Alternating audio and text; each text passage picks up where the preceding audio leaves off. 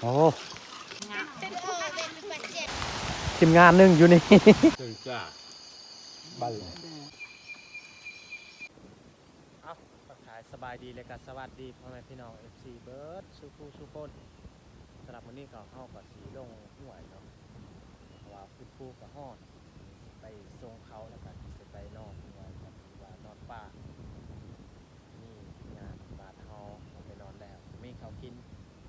ไปส่งให้เขาไปทุกคนไปชมบรรยากาศเนาะในห่วยเพราะว่าในหมู่บ้านบาดเฮาเขาลงห่วยเบิร์ดเขาหาเกลือไปงวนแหละคนหมู่บ้านเขาบ้านแห่คอยก็จะไปหาอันเมียคอยอยู่เทิงคนละคนนอนเมื่อคืนนี่แหละเขาไปส่งเขาแล้วกลับมานอนเลยบรรยากาศตอนเช้าๆเนี่ยเด็กเพื่อนกำลังบ้านแห่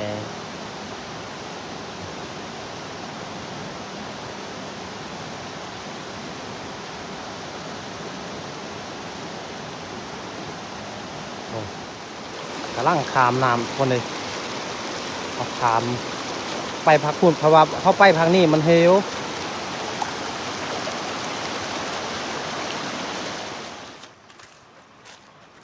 ยังไกลบอลเมียคอยนอนอยู่เทิงกูแหละโอ้เขานอนอดเขาเลย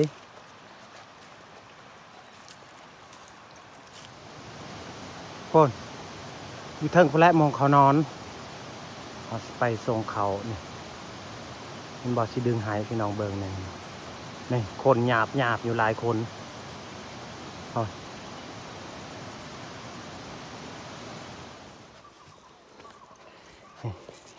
เฮาย่างไก่สิฮอดแล้วพี่น้องเอ้ยบ่อนั้นหมู่บ้านเพิ่นฮอนคำเขานอนเมื่อคืนนี่แหละ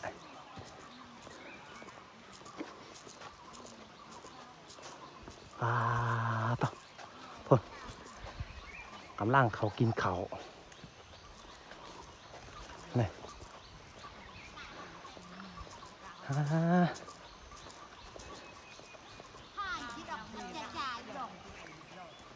กำลังกินเขาพวกนี้นอนอดเขาเมื่อคืนนี่เขาบ่มาบ้านว้า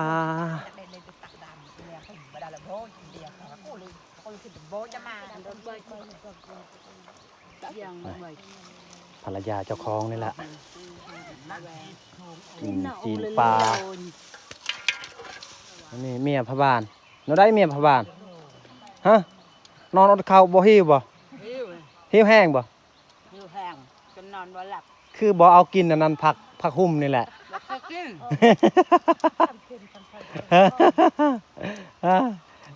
มีคนหาปลาให้บ่มีบ่บ่มีเนาะ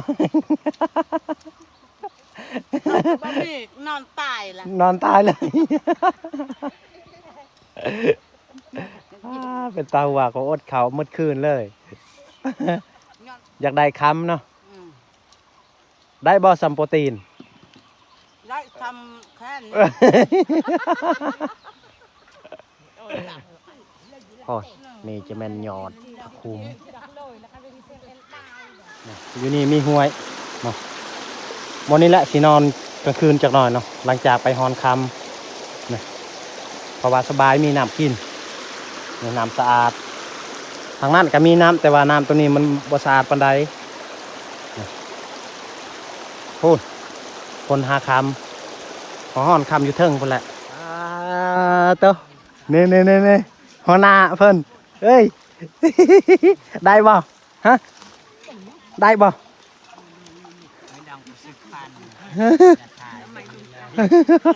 เพิ่นนี่นี่แหละหมู่บ้านเฮาการใช้ชีวิตอยู่ชนบทแล้วก็หาเกลือปิ้งนัวแหละนี่พี่น้องเอ้ยแม่นนี่แหละหัวหน้าเพิ่นสู้เนาะพอได้เลี้ยงลูกเลี้ยงเมียคันบ่สู้ไปก็บ่มีแนวกินสู้พี่น้องเอ้ยเพื่อได้ซื้อเขากินนี่แหละพอ มาเอฟซีทุกคนนี่ นี่เบาปิดพะบานเพิ่นพะบ้านก็ยังไปฮอนค้ำเพราะว่าอยากห้าเกลือปิ้งนัวนี่แหละโอ้สีย่างไปเบิ่งอยู่เทิงอีกแน่นี่คือแมนเอื่อยเบาเปลือกได้บ่เอื่อย ได้ ได้เมื่อคืนนี่บ่ ได้ ได้หลายเนาะ ได้ลาย พอได้ซื้อปิ้งนัวเนาะโอ้เนาได้ก็สู้ๆแหละสู้ไปนำกันพยายามความทุกข์ยาก แมนเบิ่งเด็กน้อยยังพุ่นอยู่เทิงตัวพี่น้องเอ้ยน่าสงสารเขาหาเงินหาคำแบบนี้แหละพี่น้องเอ้ยอยู่หมู่บ้านเฮาโอ้ตัวคนเลยนี่เอื้อยนี่เพิ่นเอากับกระบังเลยบ่ฆ่าบ่เอื้อย ว้าว เจ้าสู้กับกระบังบ่ไหว้เจ้าบ่ทันเจ้าบ่ได้ป้าตีกระบังหั่น ป้าเขาอยากสู้ อยากสู้บ่อ๋อนี่บอลเราโคตรนี่โคตรเอาแห่ทรายนี่แหละตักใส่บางในบางของเพิ่นนะต่อ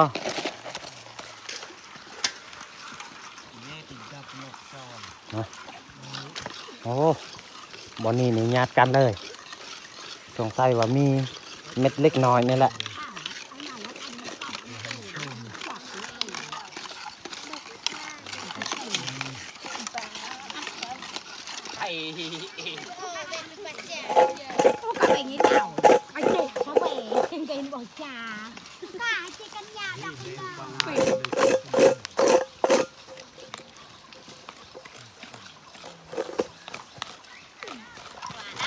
ดินแบบนี้นี่นะสงสัยมีแบบสีเหลืองๆนี่แหละบนดินเก่าก็กวดเอาสองคน เดี๋ยวนี้ง่ายจีอื่นดูงามยายไป ญาติกันเลยบนดินนี้ไปคนกำลังฮอนเบิง แม่น ฮอนเบิงจะมีเม็ดใหญ่เม็ดน้อยก็เอา แม่น เดี๋ยวหาแต่เม็ดใหญ่พอได้คำ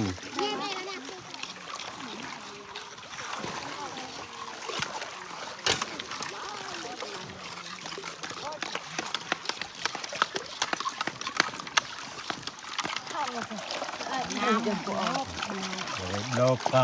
ไอ้ดำเบลเน็กกะเตือนเบลวิเอลกะเตียงตะโกก็วิลาส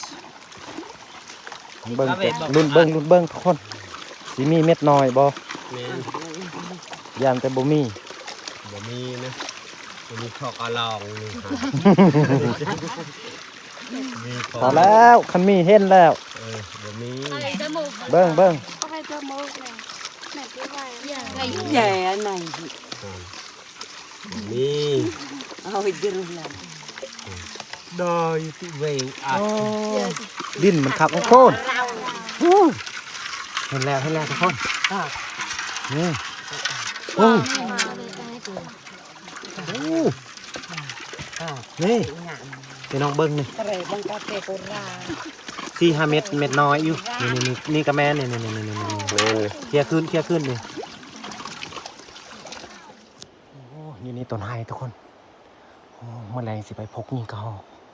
นี่กำลังมากอยู่โอ้มากหล่นนี่ไข่เบิดเนี่ยพอดีสุกนี่ตอนนี้บรรยากาศก็คือตอนเที่ยงนะพ่อแม่ประชาชนกำลังพักกินข้าวสีแรงๆกับเขาก็ได้กลับบ้านนะโอ้ยเขาเพิ่นของกินอยู่ในกระปุกเลยเอื้อยฮะใส่อาหารเบิ้งดูปลาตะพุ่นอาหาร คักอยู่นี่จุดหนึ่งนี่ทีมงานหลังจากกินข้าวนี่แล้วก็4-5 โมงเขากลับบ้านมีทีมงานหนึ่งนอนอยู่นี่เลยเงินเช้าคนจะคอยกลับเมื่อ ปักเปล่าจะระวังยังจอ หมู่บ้านเฮาก็มีครึ่งหนึ่งยางเมื่อแล้วโอ้เพราะว่าตอนนี้ก็ประมาณ3 โมงแล้วถ้าว่าพ้นบ่ตกก็มีเครื่องนึงจะได้นอนครับทีมงานของเฮาครับพ้นตกเขาก็สิเมื่อ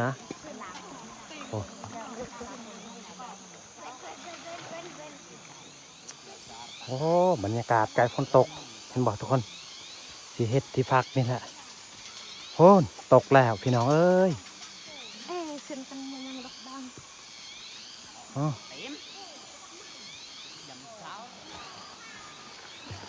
ตกแล้วพี่น้องเอ้ย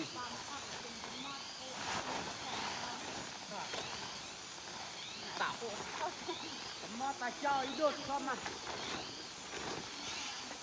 ถ้าจะลามอย่างต่ำ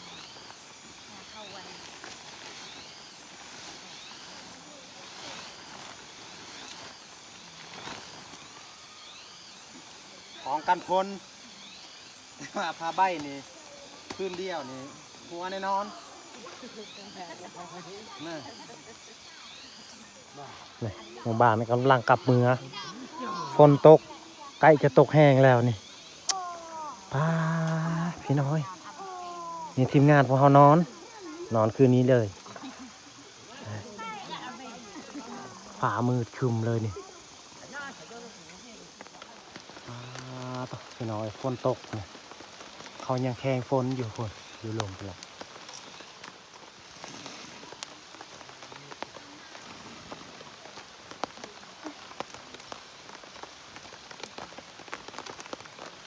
อันนี้มองเขาดังไพ่พี่น้องเอ้ย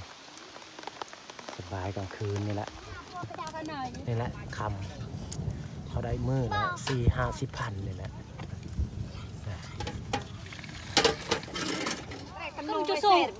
กำลังเขาคำหลังจากนี้เขาก็สิได้กลับเมืองทีมงานนึ่งนอน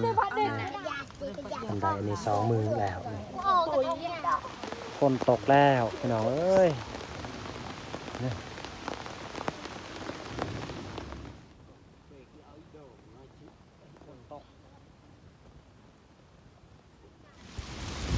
ฝนตกแห้งเลยขนาดเลย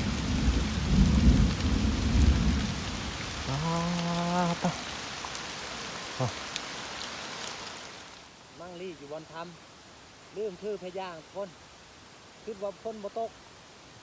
สุดท้ายตกแห้งพี่น้องเอ้ยตอนเช้านี้แดดแห้งขนาดนี่ทีมงานนึงอยู่นี่ โอ้โห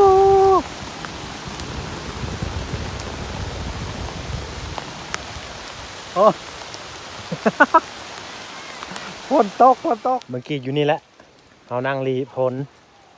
นี่คิดว่าฝนบ่ตกเอาไปแต่บ้านน่ะแดดแห้งพอดีตอนนี้ฝนเอือนนี่ทีมงานนึงก็คืออยู่นี่แหละต่อจะเป็นดอกคุ้มทีมงานฮอนคำเครื่องนึ่งเมื่อบานแล้วยังประมาณ 7-8 คนซุ้มนี่ก็คือนอนกับทีมงานของเรา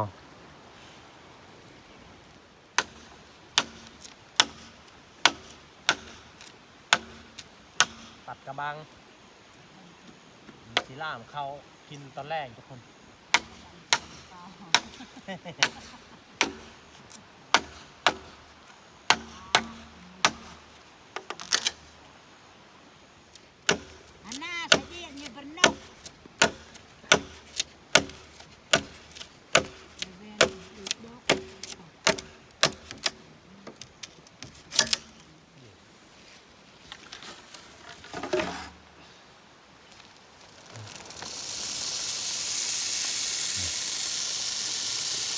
มากเขา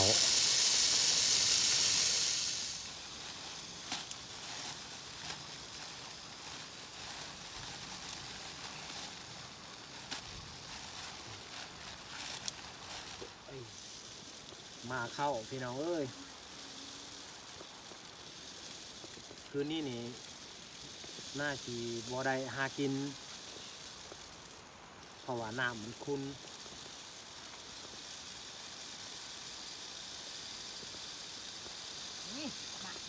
เข้าใน3-4 บังพอกินได้จะกินข้าวของกินนี่บ่น่าจะได้น้ำมันขุ่นโอ้ทีมงานเฮานี่ทีมงานพวกเฮานอนคืนนี้เลยน้ำขุ่นทุกคนเลยไปเบิ่งผลงานเมียหาเกลือเป็นนัวมื้อนี้ทุกคนสิได้หลายซำใด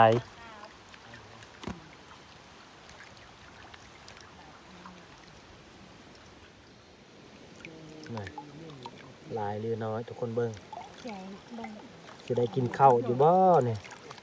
ฮอดบ่20,000 กีบนี่ตายไอ้คนตกini aku bilang. Ule ye ni nara. Ini kan jauh. No ba men aku. หลายพอสมควรตัวนี้พ่อได้ซื้อเกลือเป็นนัวนี่แหละนี่เขาสีย่างไปพกกระหอกินมาให้ลองเบิ่งนะบรรยากาศ5 โมงแล้วทุกคนโอนสีย่างไปเทิงไปแหละสีข้ามนำพักพุ่นต้นนั้นแหละสิไปลองเบิ่งผม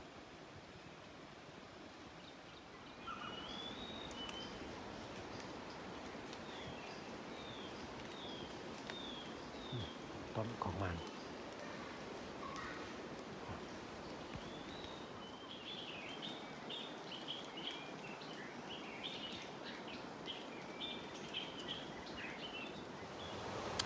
พกยิงกระหอกบ่ได้พอโตพี่น้องก็หอกบ่มากินนั่นมาให้เพราะว่าฝนตกบ่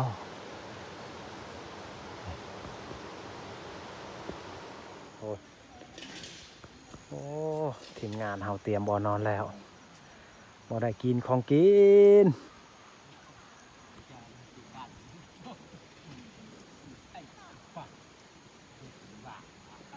คน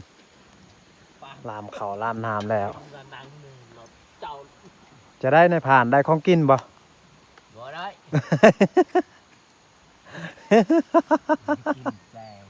กินแจวเนาะน้ำขุนเฮาก็บ่ได้พอโต้ซ้ำแม่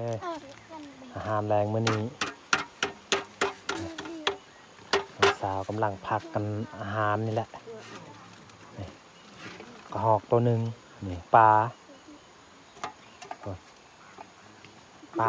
เนี่ยเขา2-3 บังเขาลามเอาหลายคนบรรยากาศนี่เริ่มมืดแล้วพี่น้องเลยโอ้บ่ได้กินของกินพวกเฮาไม่แต่ถือแห่น้อยบ่นอนของเฮา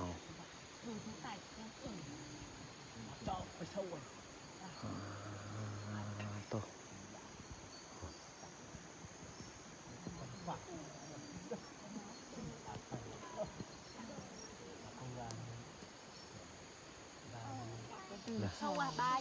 กำลัง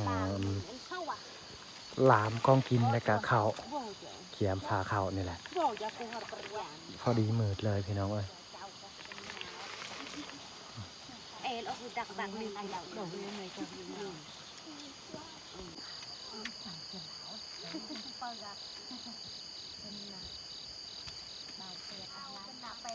โอ้โห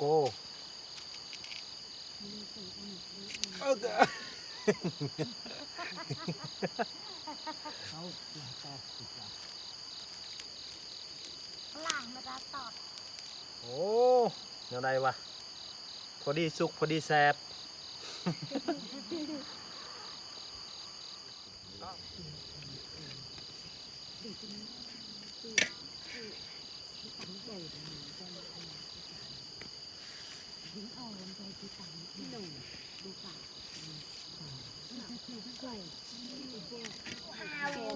Kita yang jual ios. Nyerah likot. Rat ya. Tao. Kan bay. Bữa cái phim to ya. เอาอย่าง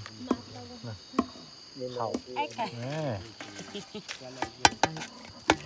หาหนาวปลา ตอนใหญ่คักใหญ่แน่อันนี้ก็คืออืมงอกอันนั้นกระหอกอันนี้จะเป็นป่านะ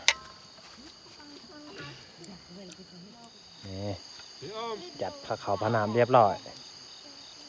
นี่ทุกคน อย่าไป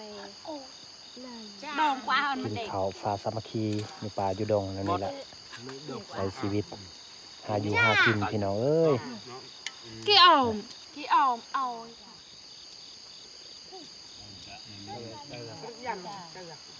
เจ้าที่เจะท่านปู่ย่าตายายเบิ่งแยลูกเต่าไปทำมาหากิน มาพี่น้องมากินข้าวนำกันนี่กินกับลูกกับหลานกับอายเคยแล้วก็มีแม่2-3 คนก็มีน้องๆ3-4 คนมาพี่น้อง Dạo cha nào. กินเขากับกระหอบแล้วก็ปลาเพราะว่าน้ำมันคุ้นบ่ค่อยได้ปลาพี่น้อยเขาถือมีแต่แฮน้อย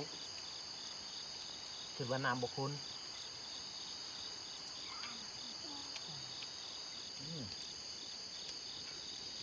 ภาษา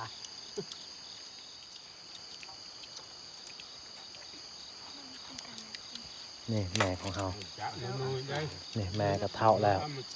Buat kami dong. อันนี้น้องสาวของแม่เฮานี่แหละ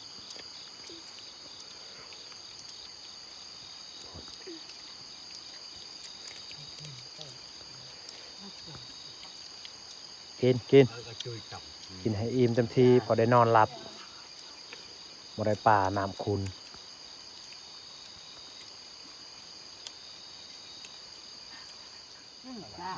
ถึงจ้าบ้าถึงจ้า Rồi chỉ màu ảnh. Như vậy là đầu cả ổ. Cả nó cho xì. นี่เขากินไวอิ่มก่อนป่าพี่ๆน้องๆกินแน่บอนอยู่บอนนอนพอเฮา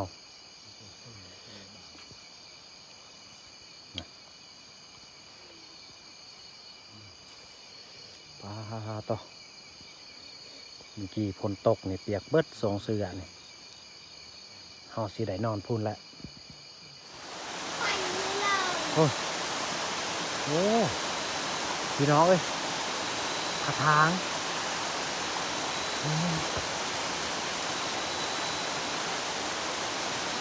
นี่ทุกคนนี่โอ้ตัวใหญ่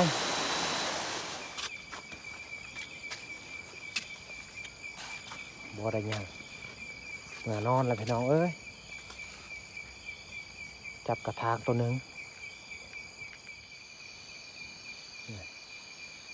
สงสารลีชีวิตชีวานอนอากลากนี่พี่น้องเบิ่งต่อ